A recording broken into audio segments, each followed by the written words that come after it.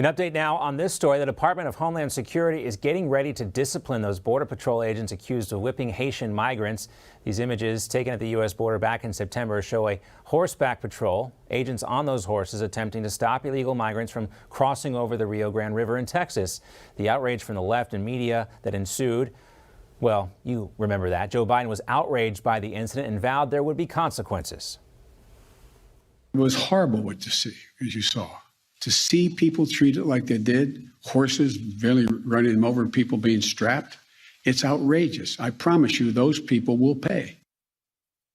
Now, having never been to the border, Kamala Harris had this to say about the incident. What I saw depicted about those individuals on horseback treating human beings the way they were is horrible. Joining us now to get to the bottom of this, senior columnist at Town Hall, Kurt Schlichter. He's also the author of We'll Be Back, The Rise and Fall of America, or I should say The Fall and Rise of America, which comes out next month. Don't want to get those backwards, Kurt, because we are optimistic about the future, are we not? We sure are, but things like this nonsense tend to help people lose faith. Yeah.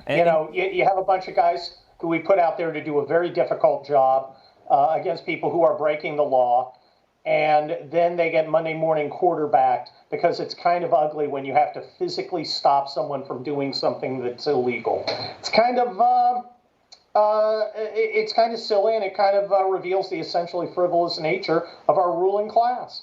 And I wonder, had the president not gotten so far in front of this, I mean, the photographer who took the picture, the iconic picture, that was what really went viral, he said his images were misconstrued, and had the president and the vice president not made these accusations so publicly, I wonder if these guys would even be disciplined.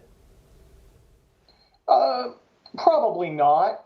But, Joe Biden loves to get on his, if you'll pardon the expression, high horse and try and seize the moral high ground. Maybe if he's complaining about law enforcement doing its job, people won't be thinking about $7 gas.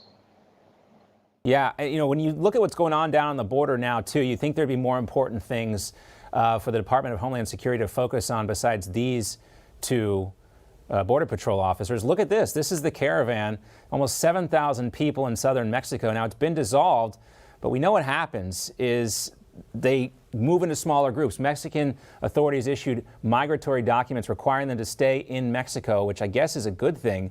But Kurt, ultimately, these people are going to come here, and we don't see any real urgency from the administration to try and stop them.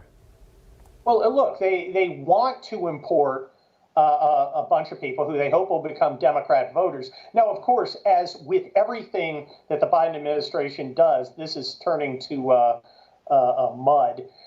Look at what happened at Texas 34 yesterday. 85% Hispanic, and they threw out their Democrat and elected a hardcore Republican. And I think that's great. I think that Latinx, for lack of a better word, and pretty much every word is better, voters are going to save our country because we have these great patriotic Americans. They're hardworking. They love their families.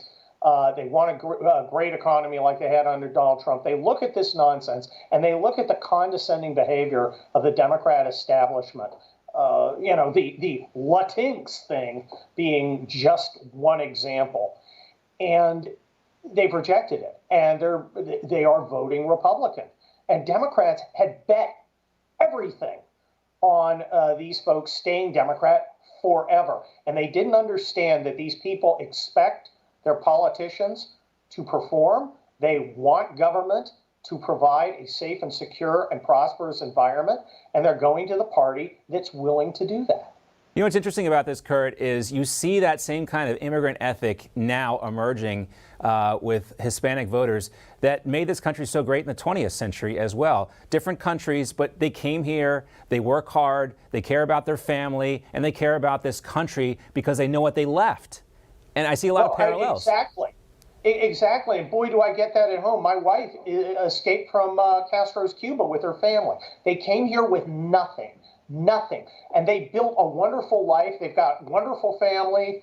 They're great people. I'm so privileged to have been allowed into their family.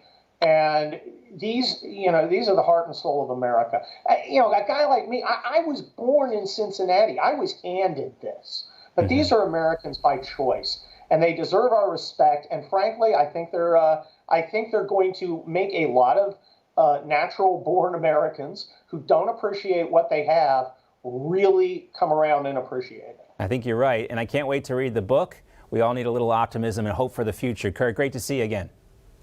Thanks for having me.